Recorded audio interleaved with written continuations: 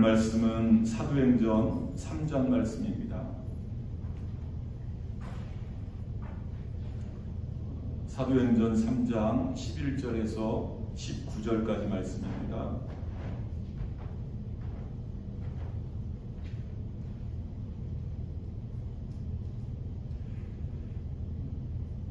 사도행전 3장 11절에서 19절까지 말씀 같이 한 목소리로 합독하시겠습니다.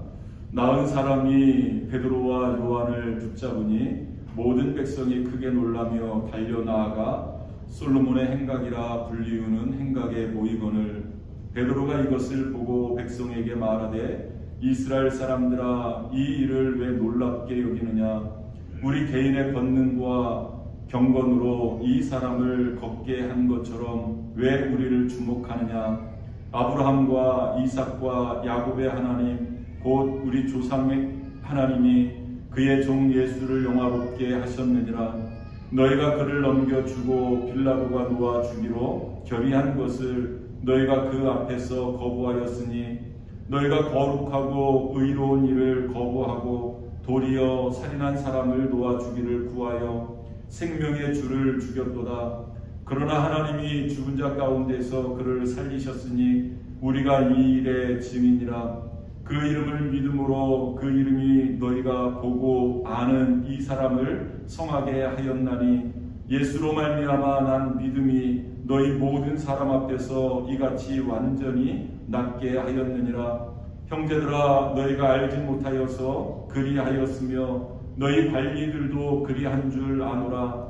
그러나 하나님이 이 모든 선지자의 입을 통하여 자기의 그리스도께서 고난받으실 일을 미리 알게 하신 것을 이와 같이 이루셨느니라. 그러므로 너희가 회개하고 돌이켜 너희 죄 없이 함을 받으라. 이같이 하면 새롭게 되는 날이 주 앞으로부터 이를 것이요.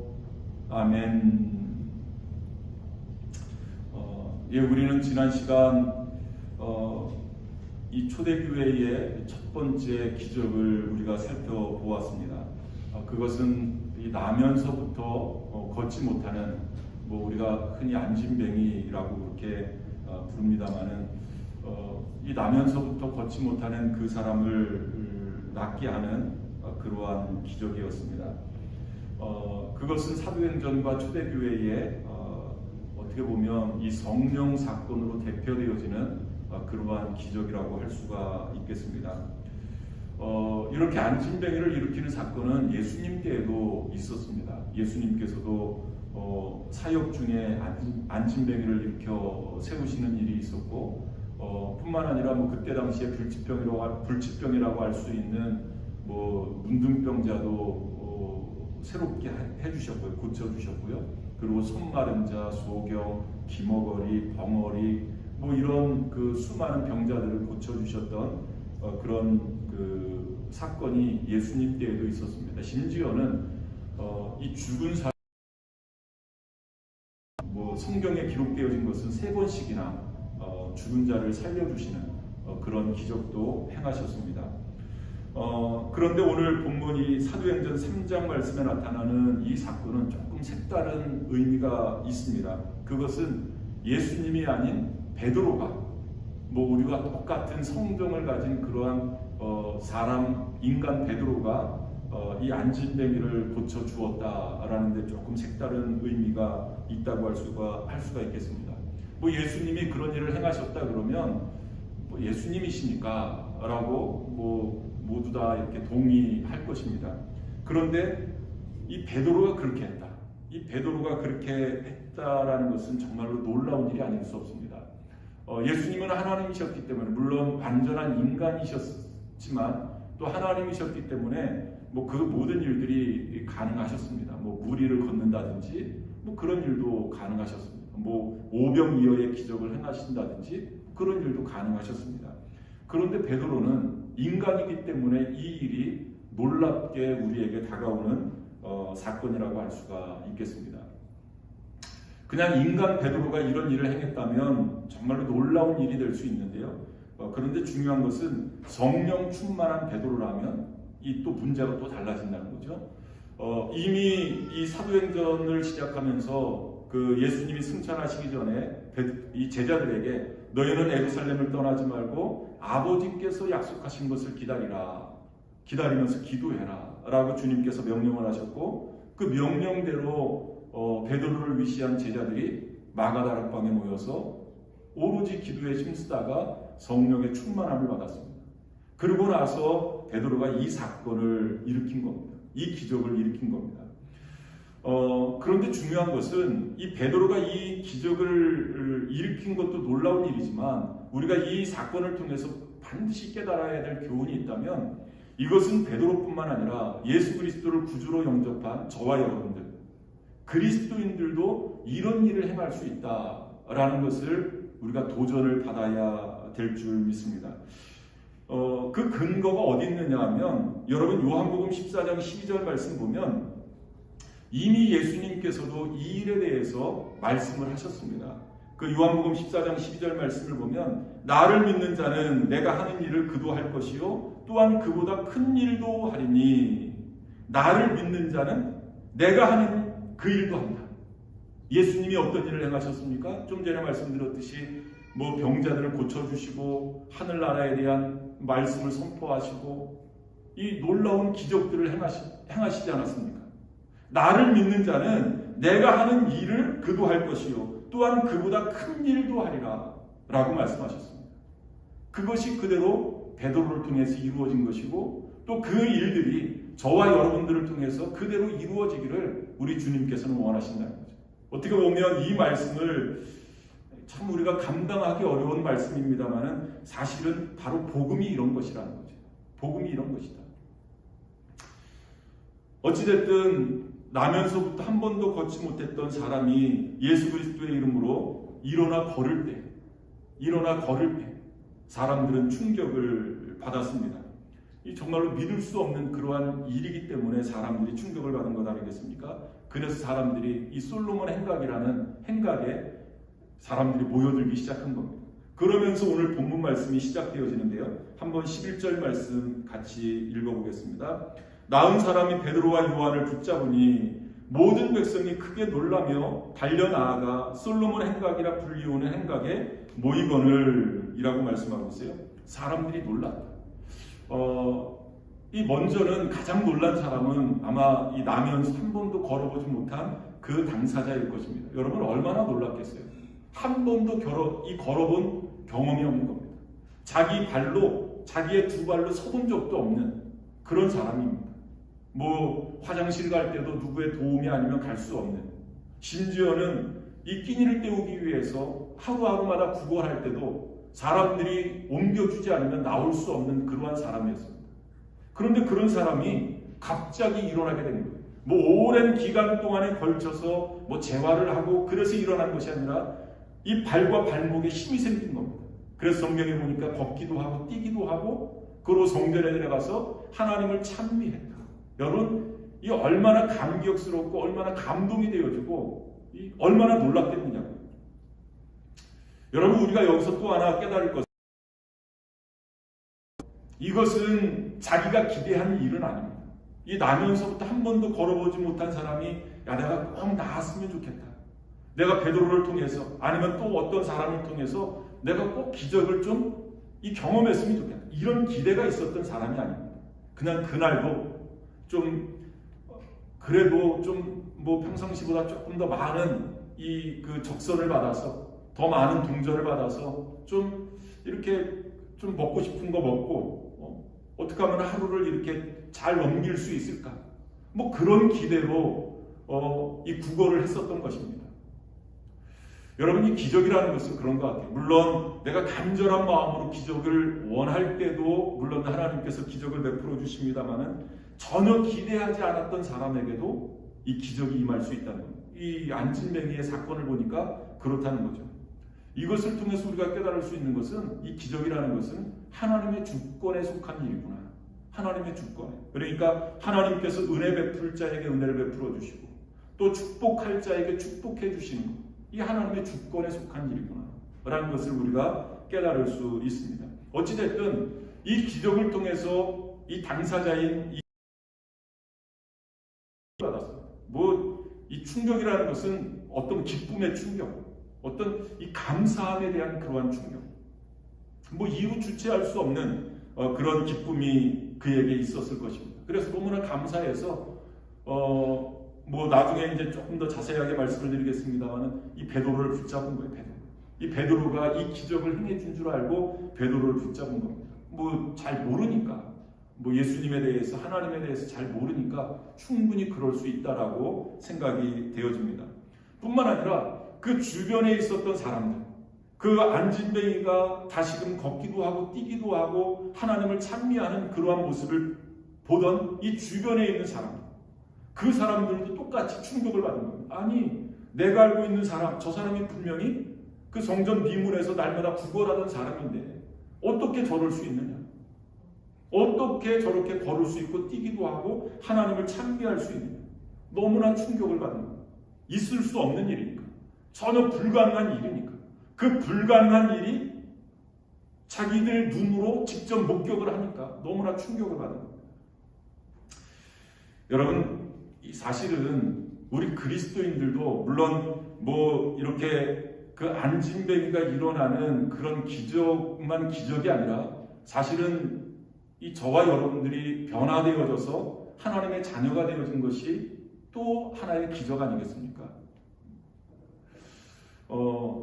이런 기적을 통해서 좀 우리 주변에 있는 사람들에게 이런 충격을 줄 수 있어야 되는데, 좀 이런 감동을 줄 수 있어야 되는데,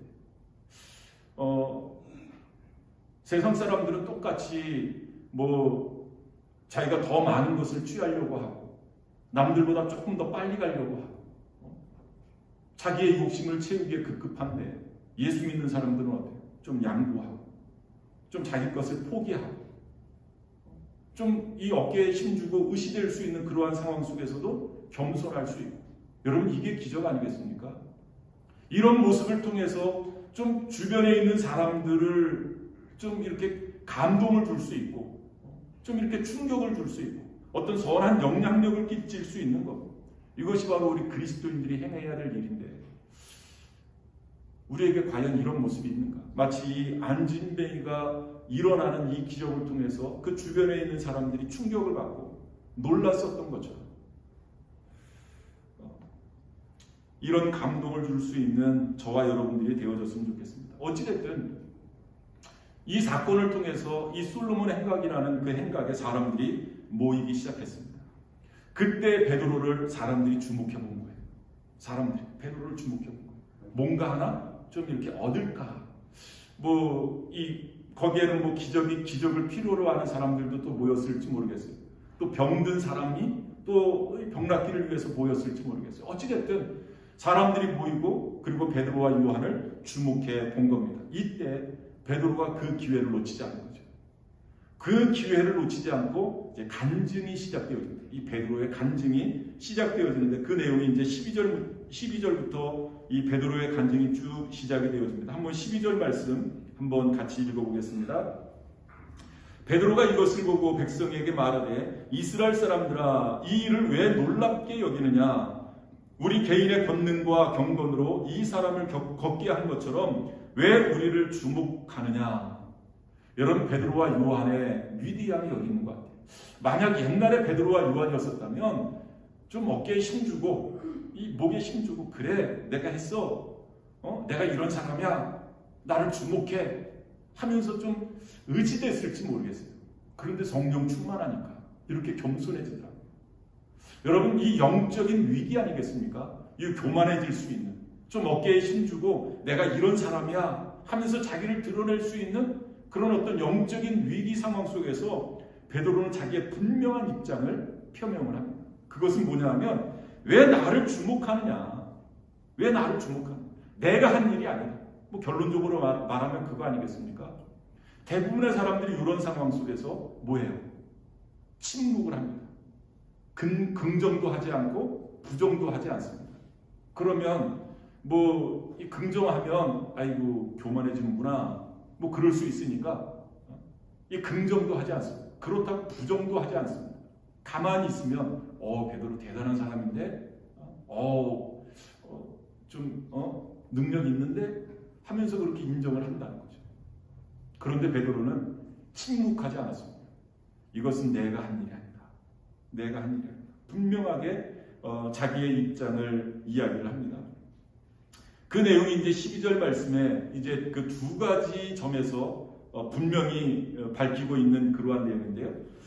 어째서 하나님이 보여주신 기적에 대해서 놀라고 있느냐라는 말씀입니다. 이스라엘 사람들아, 이 일을 왜 놀랍게 여기느냐? 야, 너희들도 하나님 믿는 하나님의 백성인데, 이 일은 하나님이 하신 일인데, 왜 이 일을 보고 마치 하나님이 없는 사람들처럼, 마치 하나님을 모르는 사람들처럼, 어떤 하나님의 전능하심을 모르는 사람들처럼 왜 놀랍게 여기느냐? 그런 이야기를 하고 있는 겁니다. 여러분, 하나님이 계시면 기적이 일어나는 겁니다. 하나님이 역사하시면 기적이 일어나는 겁니다. 그것이 어떤 초자연적인 사건이라 할지라도, 한 번도 걸어본 적이 없는 사람이라 할지라도, 심지어는 죽은 사람이라 할지라도 하나님이 하시면 기적은 일어나는 겁니다.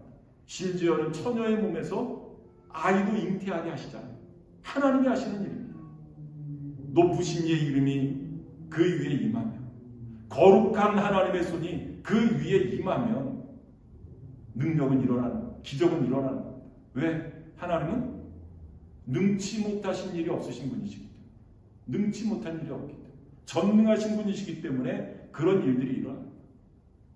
지금 베드로가 이것을 분명히 이야기하고 있는 겁니다. 어째서 이스라엘 사람들아 이 일에 대해서 놀라느냐?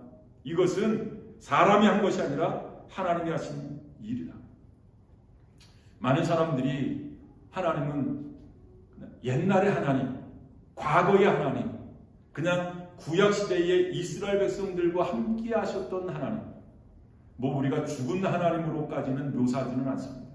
그런데 그냥 과거에는 그런 기적을 행해 주셨고, 이 과거에만 그런 역사를 행해 주셨던 그러한 분으로 생각을 하니까 이런 기적을 보고도 하나님의 살아계심을 우리가 인정하지 못하는 경우가 얼마나 많은지 모릅니다. 여러분, 하나님은 과거의 하나님이실 뿐만 아니라 현재의 하나님이시기도 하고, 그리고 미래의 하나님이시기도 하고, 하나님은 죽은 하나님이 아니라 살아서 역사하시는 그런 하나님이시다. 뿐만 아니라 현대인들이 이 하나님에 대한 인식 중에 가장 많이 가지고 있는 인식은 어떤 인식이냐? 관념 속에, 그냥 생각 속에 머물러 있는 하나님. 하나님을 부정하는 것도 아니에요. 그렇다고 하나님을 믿는 것도 아닙니다. 그냥 생각 속에 하나님은 이런 분이야. 하나님은 이런 분. 이 관념 속에 하나님을 이렇게 가둬버립니다.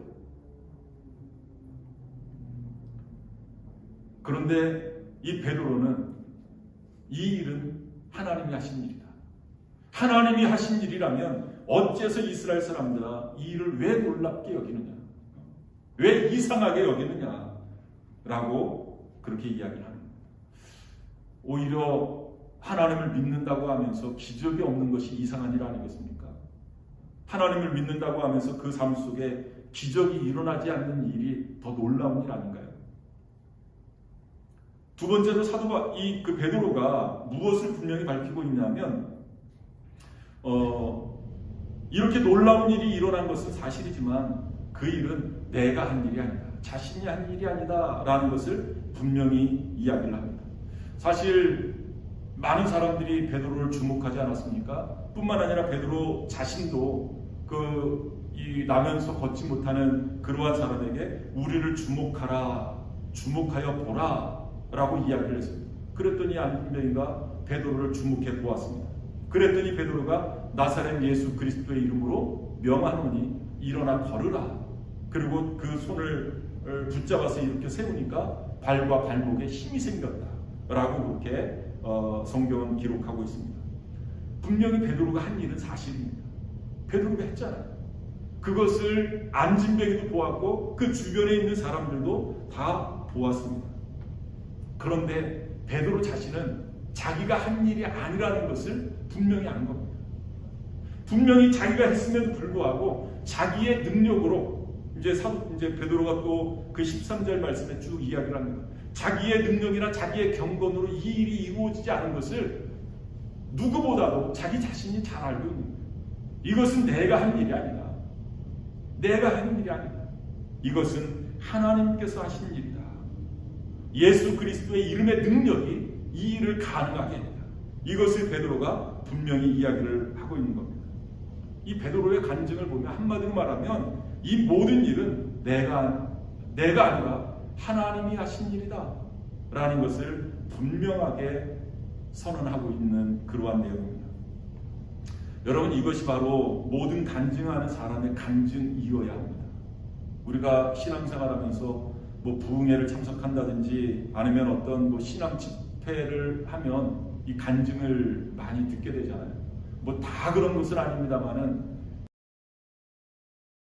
들이 결국 자기 자랑으로 이렇게 흘러가는 경우가 굉장히 많습니다. 자기 자랑. 뭐 하나님의 이름을 들먹이긴 하지만 결국은 자기 자랑으로 이렇게 흘러가는 경우가 얼마나 많은지 모릅니다. 하나님의 능력으로, 하나님의 은혜로, 하나님께 영광을 올려드려야 되는데 어떻게 보면 이 하나님은 이렇게 백그라운드에 있고 그냥 자기가 전면에 나서서 그래도 내가 이렇게 좀 잘났으니까, 그래도 나니까 하면서 자기를 드러내는 그러한 간증하는 사람들을 얼마나 많은지 모릅니다. 그런데 베드로는 이 놀라운 일을 했음에도 불구하고 이것은 내가 한 일이 아니다. 하나님이 하신 일이다.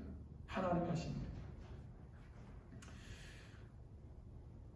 어떤 선배 목사님이 이런 말씀을 하시더라고요. 목회란 교회에서 섭섭한 사람들을 달래주는 것이 목회야 라고 그런 말씀을 하시더라고요. 그러니까 교회에는 섭섭한 사람들이 굉장히 많대요. 그래서 그 섭섭한 사람들을 잘 달래주는 게 목회예요. 그래서 가만히 생각해 보니까 맞는 말 같아요. 섭섭한 사람들이 얼마나 많은지 몰라요. 왜 섭섭할까? 왜 이렇게 교회에는 섭섭한 사람들이 많을까?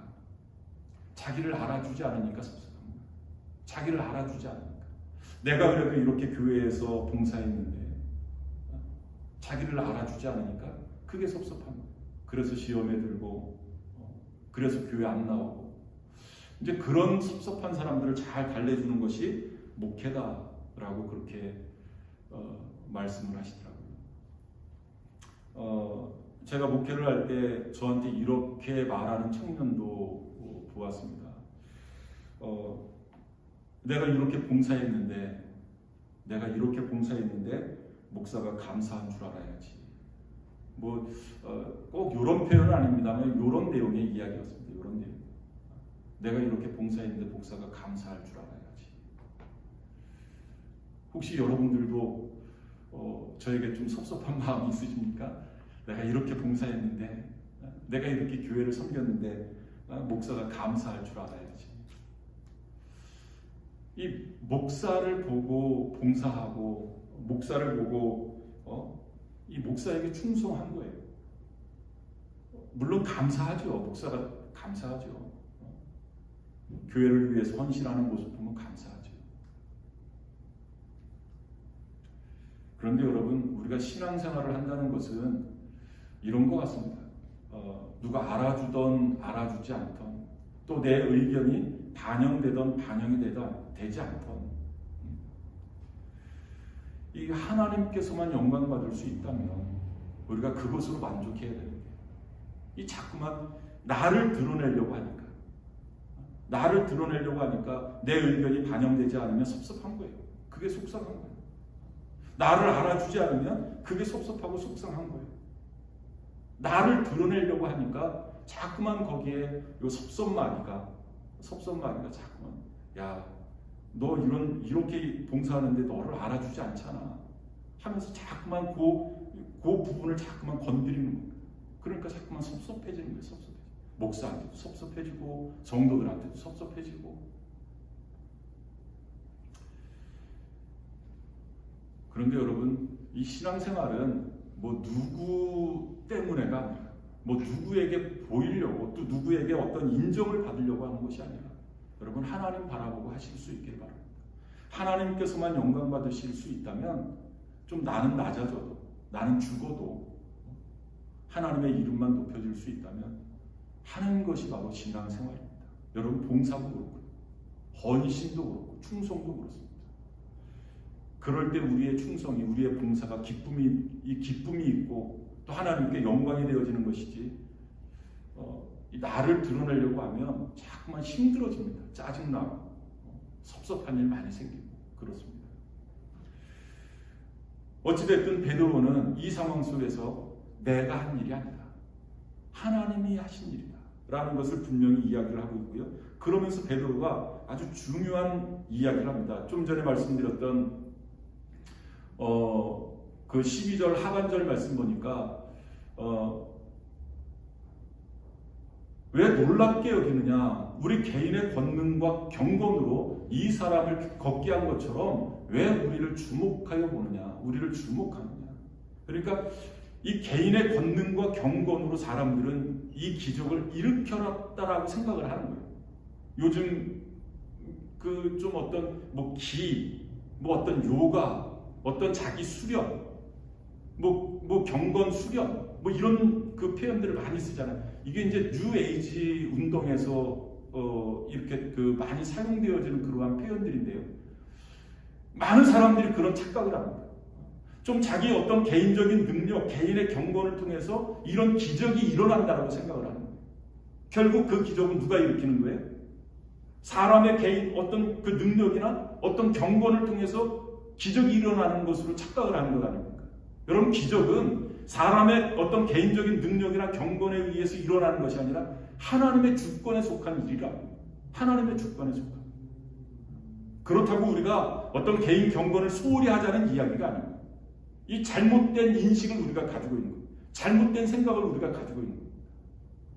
베드로가 지금 그것을 이야기하는 거예요. 자기의 능력이나 자기가 그 시간을 정해놓고 기도하고 이런 경건 생활을 이렇게 쌓았기 때문에 이런 기적이 일어난 것이 아니라는 것을 베드로가 분명히 이야기를 하는 겁니다.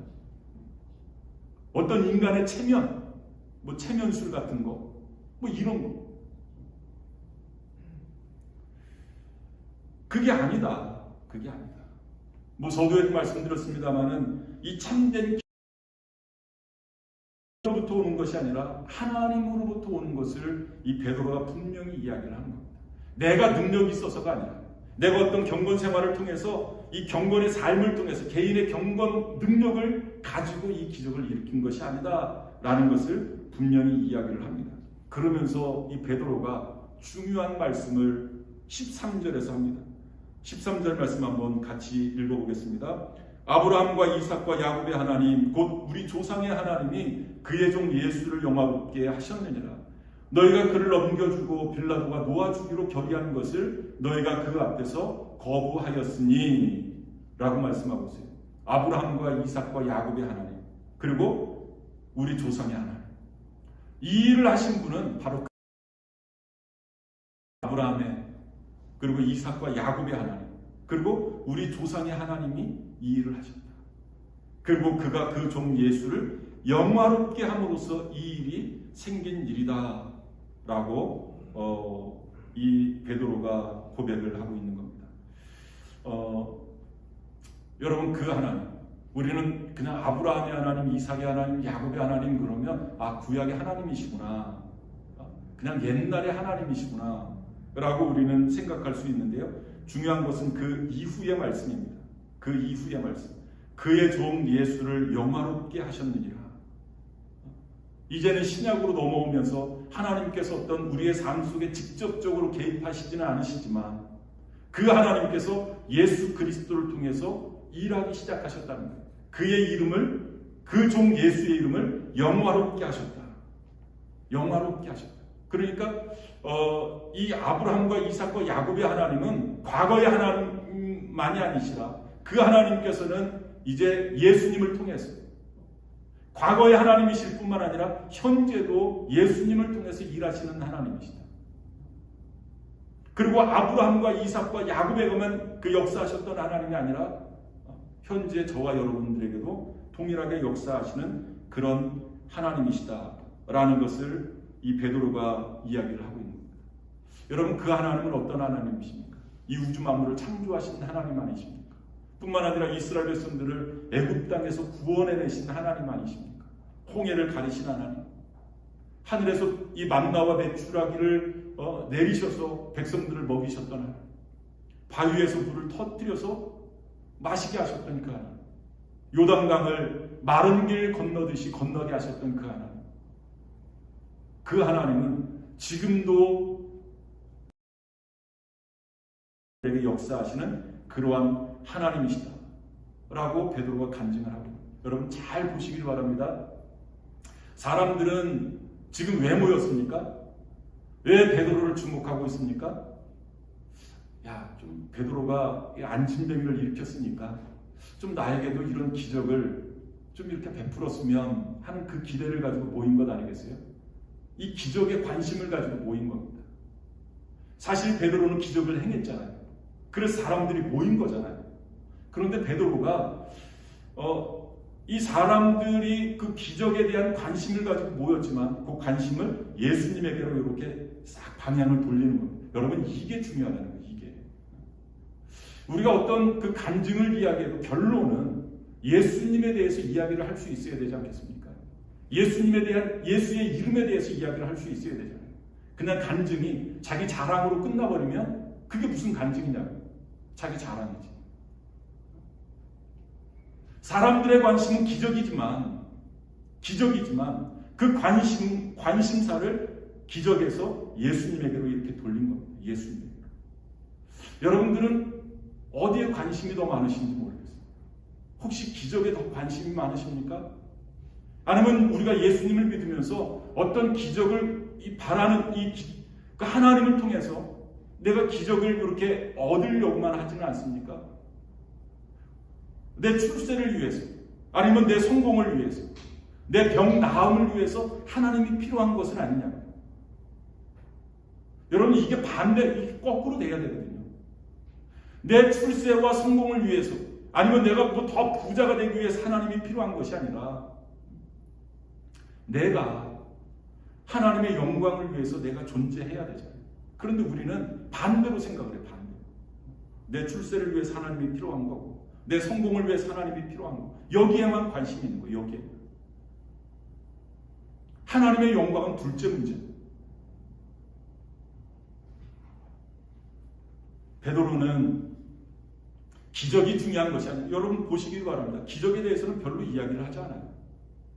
잠깐 이야기를 요 기적은 내가 한 것이 아니라 하나님이 하신 거야 하면서 이제 예수님에 대해서 쭉 소개를 합니다. 예수님에 대해서.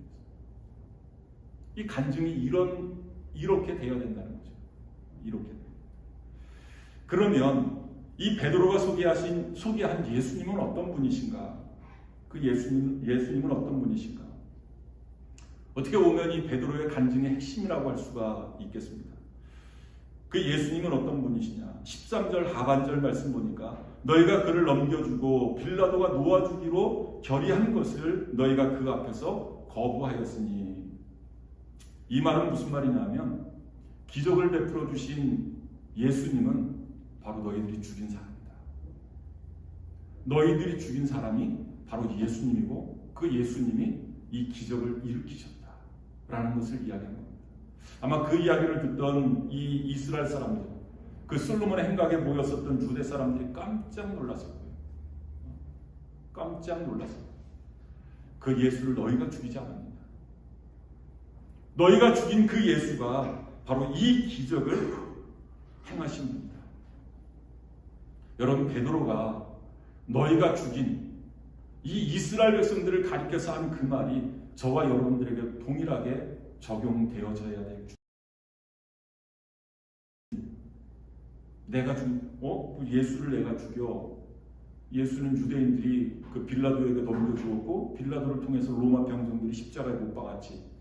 여러분 그렇게 이야기하시면, 그렇게 이해를 하시면 예수님과 나는 전혀 상관이 없는 분이 되고 맙니다.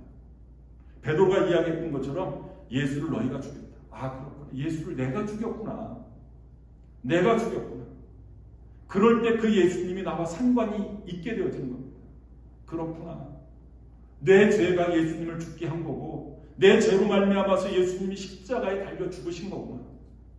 그래야 예수님이 필요한 거고 그래야 예수님의 은혜가 필요한 겁니다.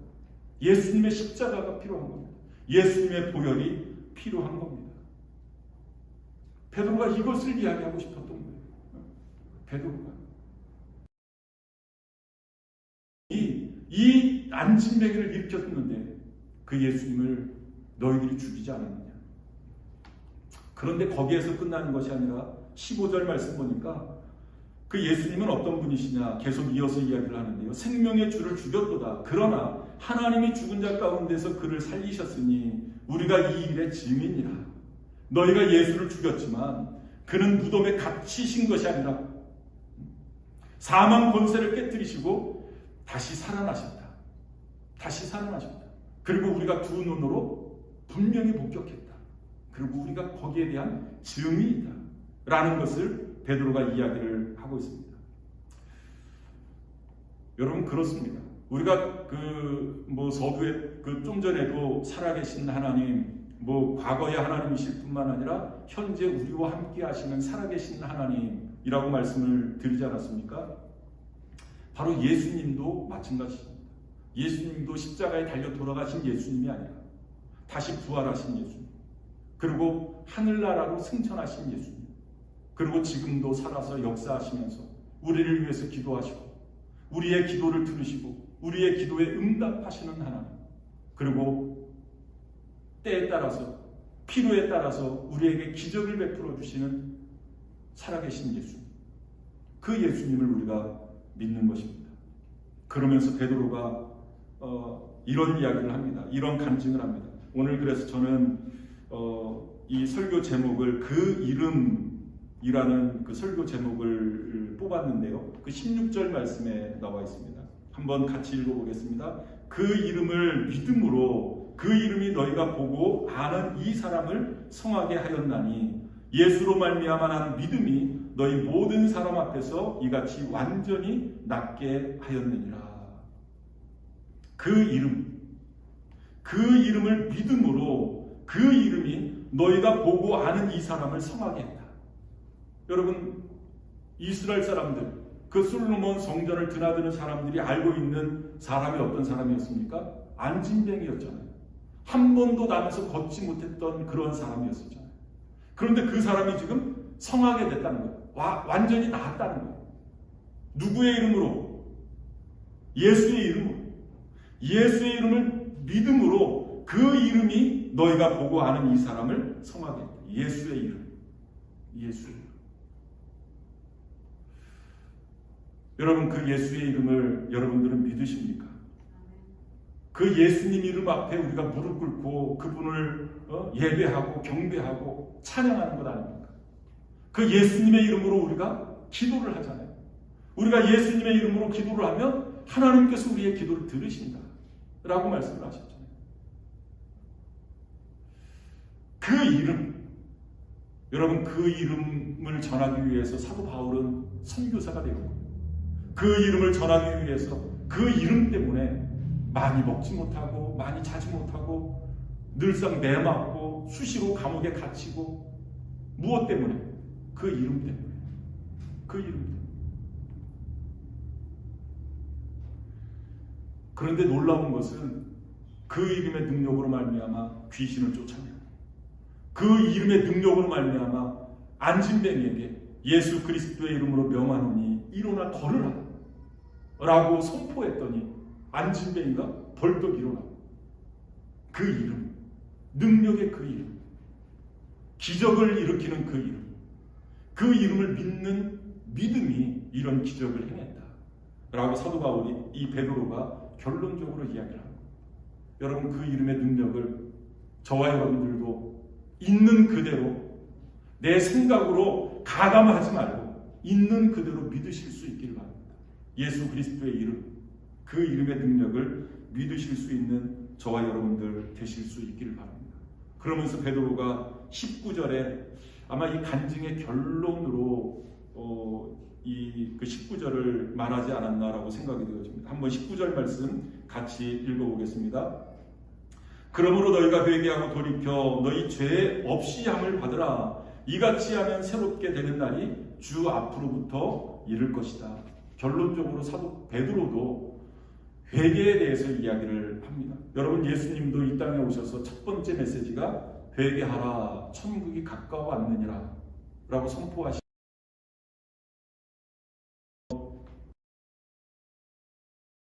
때문에 너희가 회개해야 된다 라는 그러한 말씀입니다. 이렇게 신앙생활을 하면서 회개하십시오 하면 이 사람들이 되게 기분 나쁜 말로 이 기분 나쁘게 그거를 받아들이더라고요. 마치 죄인 취급하듯이, 마치 이렇게 도둑놈 취급하듯이 그렇게 여기시는 분들이 굉장히 많습니다. 그래서 기분 나쁘다고 하면서 교회 안 나오고. 여러분, 이 회개라는 말은 이 축복의 말입니다. 축복의 말. 회개를 해야 뭐 한다고요?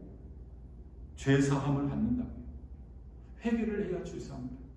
여러분, 죄인들에게 가장 시급한 일이 무슨 일이겠습니까? 돈 많이 버는 일이겠습니까? 성공하고 출세하는 일이겠습니까? 여러분, 죄인들에게 가장 시급한 것은 죄 사함을 받는 겁니다. 죄로부터 해방되어지고 죄에서부터 자유함을 받는 것이 가장 시급한 일이잖아요. 베드로가 거기 모여있는 모든 사람들, 기적을 기대하면서 거기 모여있는 사람들, 그 사람들에게 회개해라. 회개하고 돌이켜야, 회개하고 돌이켜서 죄 사함을 받아야 너희의 삶이 새롭게 되어질 수 있다. 그때부터 새롭게 되는 날이 너희에게 이룰 수 있다 라고 말씀합니다. 여러분, 죄인이 사람을 죽여놓고 꼭 이제 사람 죽인 것만 죄가 아닌데 그냥 쉽게 예를 들면 그렇게 죄를 짓고 아무리 부자가 되면 마음에 평안이 있겠습니까? 출세하면 마음에 평안이 있겠습니까? 자유가 있겠습니까? 성공한들 그 성공이 무슨 의미가 있겠느냐? 그런데 비록 많은 재산은 없지만 이 세상에 이렇게 내놓을 만한 그런 성공이나 출세는 없지만